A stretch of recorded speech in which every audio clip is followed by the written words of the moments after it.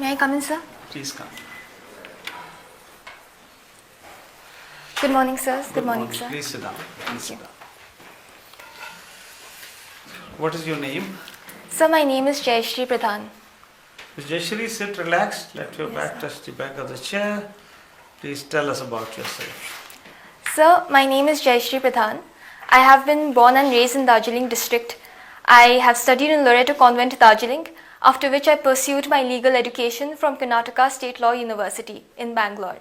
Sir, I am also an avid reader and I have also done I have played music from Trinity College London, which was a correspondence course. I played the guitar and sir, my first preference is the Indian Foreign Service. Did you go to London also, or it was only correspondence? So it was a correspondence course and the examiner would come from London, but it was a correspondence course. You did not go to London? No, sir. Achha, tell me, what is so good about the British that they ruled over half of the world, according to you? You know, including India. It was a jewel in their crown. So I believe the reason why the Britishers were able to rule the world at the time was with respect to a lot of their commercial gains and also the industrial revolution that had taken place at the time, which had given them an edge over the others. So I believe that was one prominent aspect. The second aspect... How did that industrial revolution help them in ruling over others? I mean, that was their internal development. Yes, sir. Yeah? So I feel that the other reason also why the Britishers were able to rule the world, so to speak, was because of their company policy that the East India Company, for instance, was quite famous for its exploits. So what kind of East India Company came only to East India? It came only to this side, but they ruled other parts, South Africa also for that matter. Yes, sir. So there must be some other qualities in them.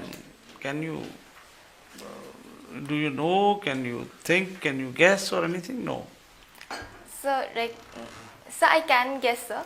So probably it was because of their, I'm sorry, sir, I'd have to... Okay, doesn't matter. You tell us the legacy of the British Raj in India, what all they left behind for us when they left. So they left us the railways, for instance, which was started in 1853 itself. And so apart from that, even the civil services is some of the aspects that they used to follow. So in terms of infrastructure such as railways, post offices and the institutions that they left us is something that comes to mind. Now tell me, West Bengal, Darjeeling, what are our problems with Bangladesh? So I believe that the problems with Bangladesh can be clubbed into a few categories. First is with respect to the political relationship that we have. We have a very good relationship with the ruling party currently, but that could also change because of the other party. I said problems only, yes, sir. Ms. Jayashree, yes, not good things, yeah. So, but I mean, because we only have good relations with one particular party, where if there's a chance that the other political party comes to power, then it could create a rift. But apart from that, sir, I'm sorry. You mean we have good relations only with one political party there? So currently we do have good relationships with... so parties don't, countries don't work like that. Yes, they naturally work with the political party in yes, power, but they have good relations with other parties also. Yes, anyway, so... So apart from that, we also have water sharing issues, especially with respect to the Teesta River. And we have a few water agreements with them. But with respect to water sharing issues, that is one. Apart from that, what is the issue? So the Teesta River, for instance, because we are the higher riparian state, and we get the higher flow and higher water issues coming with respect to Teesta. They want more share with terms of Teesta River. Apart from that, sir, the refugee crisis is another problem that... refugee? Which refugees? So refugees from Bangladesh generally that are there. Refugees for what? I mean, Bangladesh is an independent country. Yes, sir. So they don't have any refugees which come to us. So, but we do have a migrant crisis that usually there's a huge influx of Bangladeshis. So that is a different matter, yes, but sir. they're not refugees. Right, sir. I thought you were referring to Rohingya refugees. Okay, what else? Anything else? So those two come to mind at the moment. My last question is about your personal development books. Which is the last book you read and how did you benefit? So the last book that I read was The Courage to be Disliked by Courage to be? The Courage to be Disliked. Okay. And the way I benefited from it is there was a very novel idea called separation of tasks there.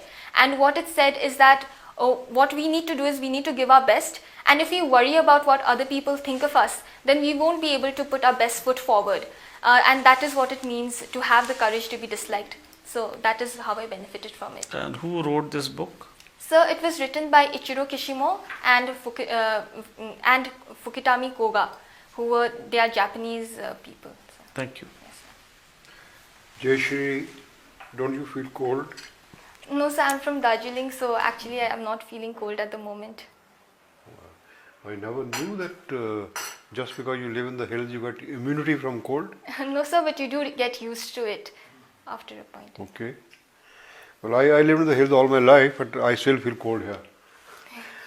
Anyway, tell me, you would like to go to the Foreign Service, Yes, right? Why you? So, a couple of reasons. First of all, I do have an interest in international relations and diplomacy. I think it's a very exciting job, and that is something I would like to pursue.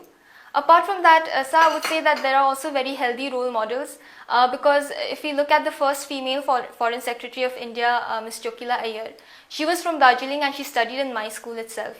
So for those reasons, I would say. And so thirdly, I would also like to put forward the idea that it would be one of the greatest honors to be able to represent my country in a foreign country. Do you take interest in what is happening around in the foreign countries or relations with other countries? Right? Tell us something about our currently whatever relations we have with our neighbors. So I believe that with our neighbors there are multiple fronts. With respect to Myanmar, for instance, we have the recent free movement regime that is being stopped. The recent Ministry of Home Affairs has said that we will stop the free movement regime. When it comes to Maldives, there is another problem. There is a problem there with respect to the current India Out campaign that had happened, but it is being resolved through backdoor channels of diplomacy. When it comes to Nepal, we have recently given them aid when it comes to the 2015 earthquake that had happened in Nepal. In Bhutan, we have a very long-standing friendship. There have been issues with respect to Doklam and with respect to Chinese influence, but we are taking care of that. With respect to China, we have a few border disputes and a few territorial disputes. And with respect to Pakistan, there is the issue of terrorism as well. What is the BRI? So BRI is China's Belt and Road Initiative, and what it does is it tries to replicate the old the silk route that China had, and it tries to connect various continents with China. And one of the contentious things about the BRI, which can be the land BRI as well as There maritime is some BRI. controversy in Nepal Yes. with relation to BRI. What is it about? So It is in the paper these days. Something to do with BRI. So specifically with Nepal, I'm not being able to recall at the moment, sir. It's close to your place, some place in Nepal. Something relating to Pokhara. What is the issue? I'm so sorry, sir. I would have to read more about it. Okay, you follow Pakistani elections? Yes, sir. What is the situation there? So currently, recently the results were announced, and actually Imran Khan was won. Imran Khan had a majority vote there, despite him being jailed for a couple of factors. And so that is the situation at the moment.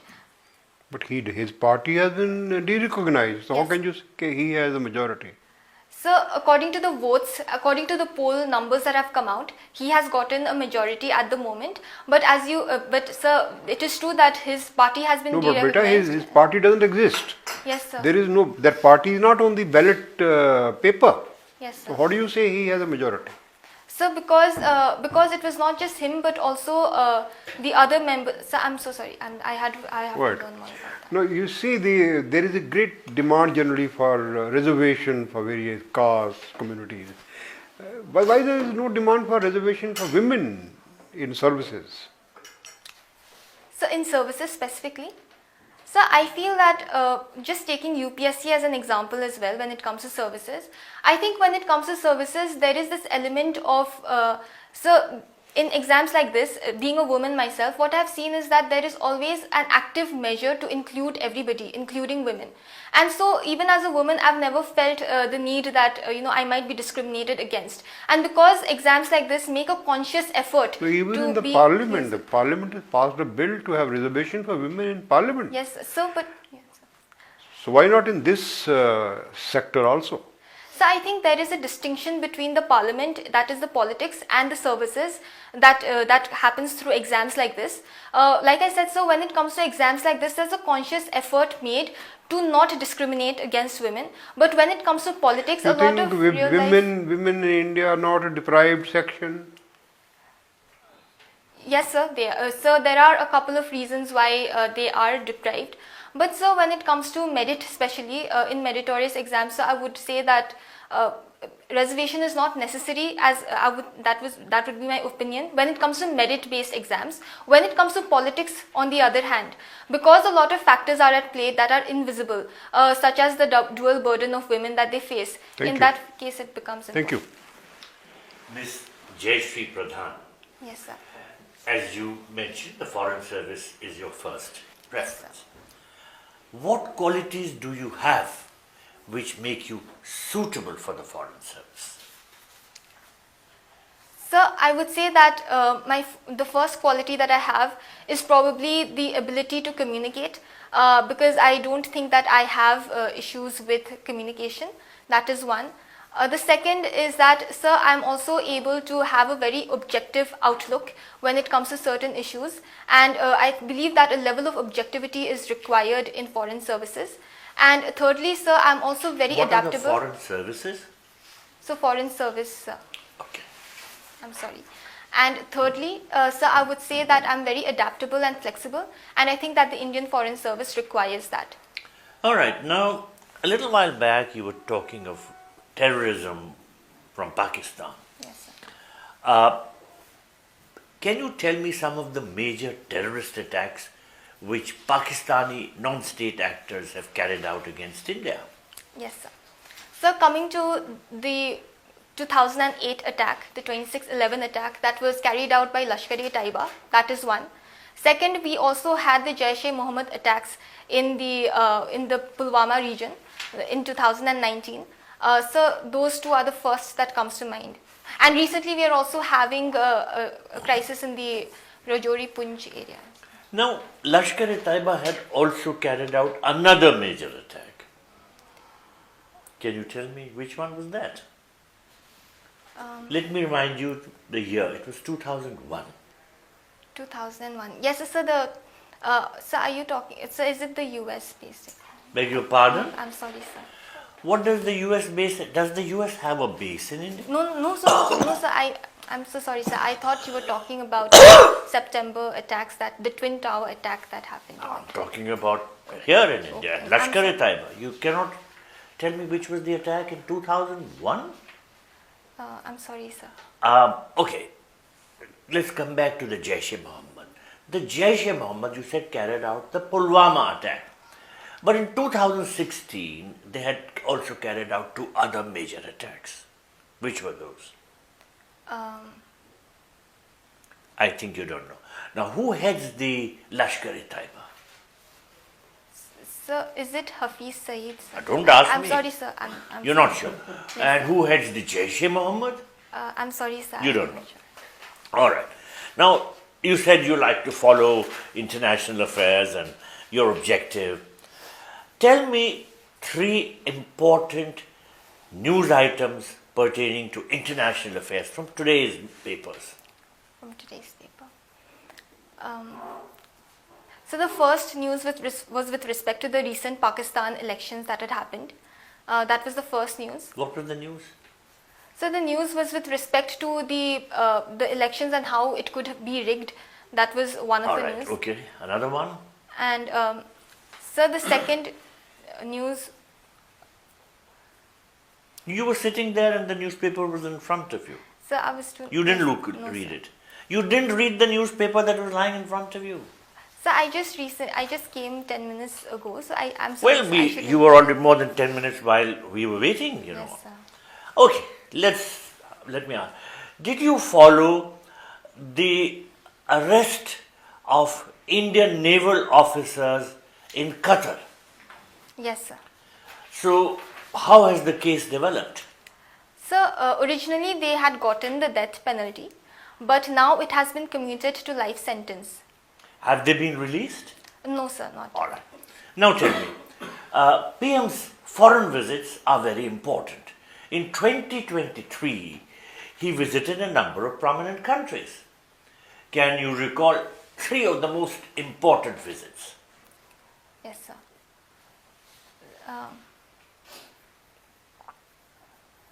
So I believe that in 2023 he visited France. Yes. He visited France. What was the occasion? So the Bastille. Bastille. Okay. And And so secondly, he also visited. let's move on. You have also been the president of. No, you had something to do with the Model United Nations. Yes, sir. No. What are the main functions of the United Nations? So the main functions of the United Nations has been laid out under Article 1 of the UN Charter itself, which mainly lays down 4 functions. First is maintenance of international peace and security. The second is with respect to the sovereign equality, upholding the sovereign equality of all the members. The third is to make the UN the center of all resolutions of international disputes. And fourthly is also to cultivate a sense of economic and social cohesion amongst How all the many countries. principal organs does the UN have? So the UN has 6 principal organs. All right. And do you think that the UN is succeeding in discharging its functions? So currently I would say that the UN faces a lot of limitations, especially when it comes to the P5 and the veto power that is enjoyed under Article 27, which does create a lot of problems when it comes to the fulfillment of their primary objectives. That is one. So, but having said that, I would say that despite its limitations, because it is a representative of 193 countries, therefore it does provide a forum for diplomacy. But you didn't answer In my that question. sense. I asked you whether the UN has succeeded in discharging its obligations. First, I expect an answer, yes or no. So the reason why I did not give a straight yes or no is because I think so it's a very complicated question to answer in a straight yes or no, because there are grey areas. If the number one function of the United Nations is maintaining international peace and security, and it has not been able to stop the Israel-Hamas war, which has been going on for more than 5 months, and it has not been able to stop the Russia-Ukraine war, which has been going on for almost 2 years, how can you say that it has not failed in regard to its primary obligation? So, I mean, not excusing the UN, I do think that those are grave issues that plague the UN. I would say that the reason why the UN has not completely failed is because the World War III is still not happened yet. So, to that So you extent. will say the UN has failed only when there is a World War III? All right, let's move on. When you join the Foreign Service, you will be given a language, a foreign language to study. Yes, sir. You will have an option. Which language will you choose? So I would pick the language of French because it is one of the main languages of the UN as well. All right. Now, you would be sent to one of the French-speaking countries. Where would you like to go? So I would definitely like to go to the main country, France. Tell or me ev- 5 cities in France which you would like to visit during your posting there. So the first is, of course, Paris. After that, sir, there is also this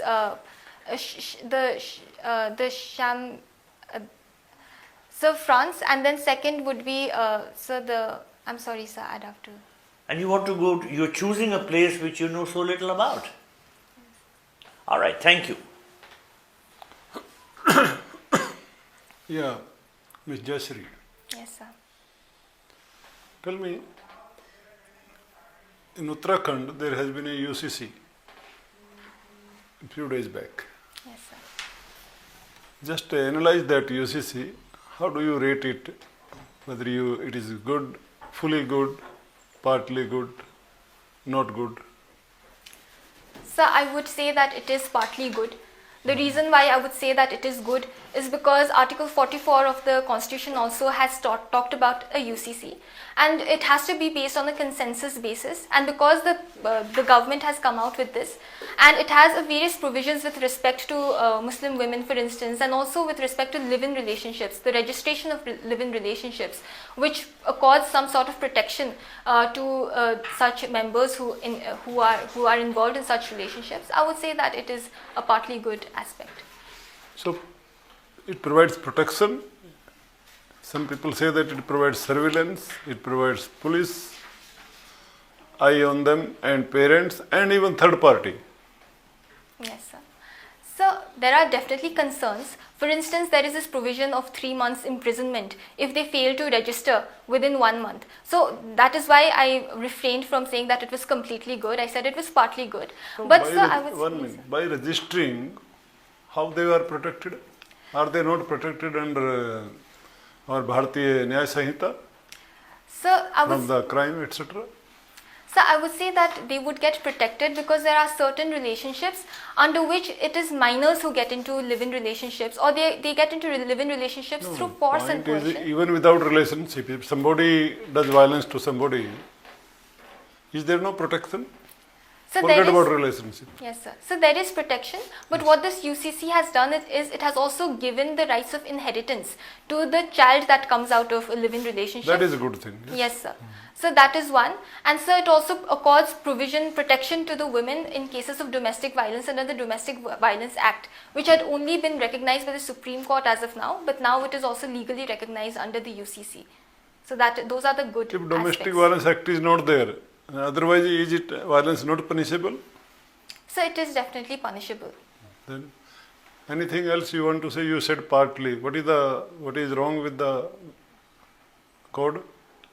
So I would say that the surveillance aspect as well, especially when it comes to the stringent punishment if they fail to register within 1 month, that is 3 months of imprisonment or fine. That is one negative. And Yeah, tell me, what about this inheritance? Have you read about inheritance? How does it provide inheritance, particularly for Hindus? so we have the Hindu Succession Act 1956, which provides provisions for how Now that will not inheritance be happen. applicable. Now UCC will be applicable. Yes, sir.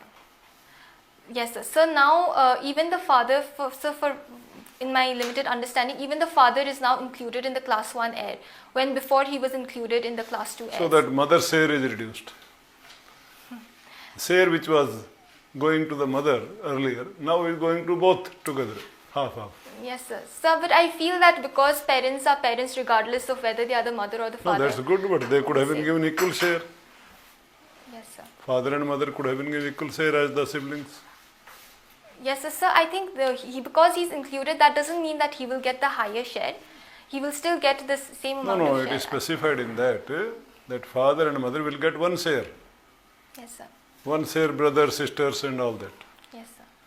So probably you have not read it fully. Yes, sir. Read it and this Hindu joint family, that rebate or facility under income tax rebate was there. That is also gone. Yes. Anyhow, how can we make India more democratic? So the first thing we need to do is we need to increase the voter turnout ratio, because currently we only have 67% voter turnout ratio. So we definitely need to work on that. The second thing we need to do is with respect to media. We need more free media in our country, and we need less surveillance. Free media, you mean to say now media is not free? So that is not what I mean. What I mean is that there are certain concerns with certain media members that they could have political biases, and that they focus too much on TRP. So that could be one of. So what can be done with that? So with respect to media, I believe what has to be done is there needs to be proper transparency in terms of their funding as well, because Okay, I'll give you a suggestion regarding media. You just comment on that. the media houses should not be allowed to do any other business. If they do media, they should media only. What do Sir, you I feel that that is a sound policy because that is a policy that is also followed in other jobs, be it the corporate affairs or be it government service, and because it ensures that you are completely But then independent. your Article 19, it says that freedom of any profession. Yes, sir. Sir, but the right under Article 19 is not absolute. That is why, sir, even under the Indian Contracts But Act, those exemptions are not applicable here. On what ground you will ask them not to do any other thing? sir, but I believe that even under laws and under contracts also, when, for instance, we have a provision in the Indian Contract Act where even though any contract that restricts profession is invalid. Okay, because time is also limited. Tell me, what is the, in short, what is the status of that autonomy of Darjeeling? It was in news long back. Yes, sir. What is the present position? So currently now there is the Gorkhaland Territorial Administration that has been set up, and this body oversees the administration, and the West Bengal government has also given a grant of about, I think, 650 Working smoothly, crores. there is no problem in that? At present, no grievances? Yes, sir. At present I would say that it is working smoothly. Okay. Last question is, 3 ecological services which forest provide. Just name the services. So one is conservation. So second is Conservation of what? conservation of the environment in general. Okay. So second is with respect to providing a lot of facilities to humans and to the nature. And so third is aesthetic appeal of forests. Okay. Thank you. Thank you so much, Ms. Jayashree. Our discussion with you is over. Kindly wait outside for a few minutes. We'll call you for the feedback. Thank you, sir. Thank you.